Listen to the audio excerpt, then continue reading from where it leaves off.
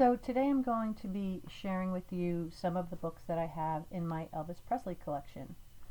It's very difficult for me to say what is the best Elvis book, but my personal preference is any book by someone who actually spent time with Elvis. And while some biographers seem to be very well researched, the biographer's own agenda or preconceived opinion of Elvis seems to seep through in their writing to persuade the reader, and some are just flatly tabloid slanted. So these are the books that I'm going to be starting with today. Um, the very first book that I ever purchased was Scotty Moore's That's Alright Elvis. I needed to know about the foundation, how the big bang of music started at the Memphis Recording Service. Sun Records, Sam Phillips, Marian Keiska, Elvis, Scotty, and Bill. I'm also partial to the 1950s Elvis history, when everything was new and exciting. Reading Scotty's account of his upbringing and his determination to make it in the field of music is remarkable. Scotty's talent and sound is iconic in the field of music, and influenced other iconic musicians from Keith Richards to Eric Clapton and the Beatles. I can see why Elvis relied on Scotty like an older brother. He always watched over Elvis. Elvis's time with Scotty, Bill, and later on DJ seemed like the funnest times in their careers. The other book is Elvis and Scotty Aboard the Mystery Train. This book is almost identical to the former book, so if you can get a hold of either one, they are fantastic. Another early book of my collection was written by Elvis's cousin, Gene Smith, called Elvis's Man Friday. I love Gene's book, his style of writing, and that Smith humor is clear in it.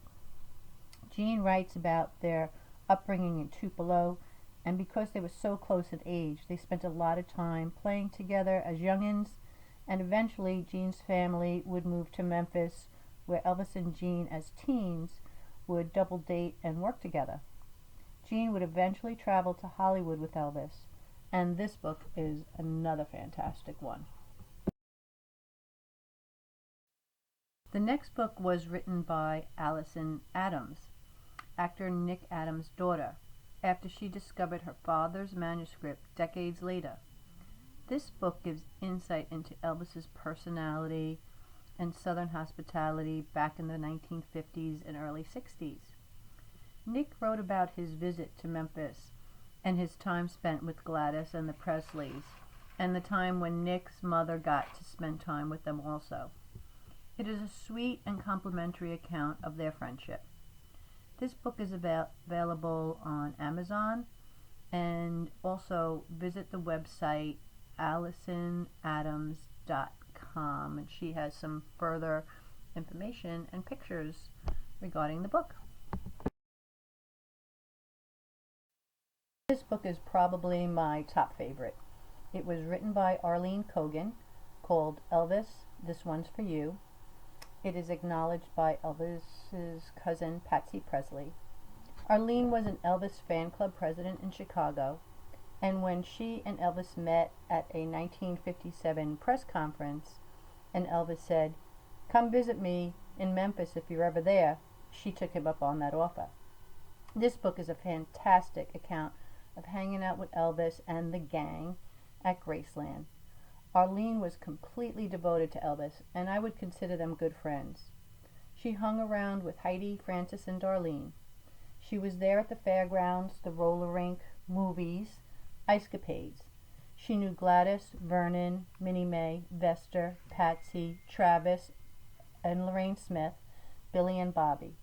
She was there for Gladys's funeral, visited Elvis in Texas, sent and received postcards and letters from Elvis and Vernon, sent Elvis care packages when he was in Germany, and in the 60s hung out with Joe and Charlie and the New Gang. She was there until the end. This book is a rare find, and few copies I've seen go for $250 to $500. I think this is one of the most important Elvis books and answers a lot of questions that tabloid writers and documentaries taint as odd behavior, when in reality it was all innocent fun. That Elvis, growing up as an only child, loved having his brothers and little sisters around. His gang was his family. You really get a feeling of Elvis in the 1950s and early 60s wouldn't be complete without these other books.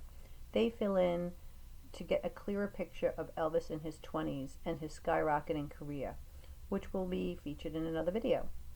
For Elvis to handle this remarkable change for himself and his family and the pressures that came with it is astonishing how well he handled it all. Any questions regarding any of the books that I highlighted in this video, please leave your comments down below, and I'm looking forward to producing some more on my book collection, and hopefully you enjoy it. Have a great day.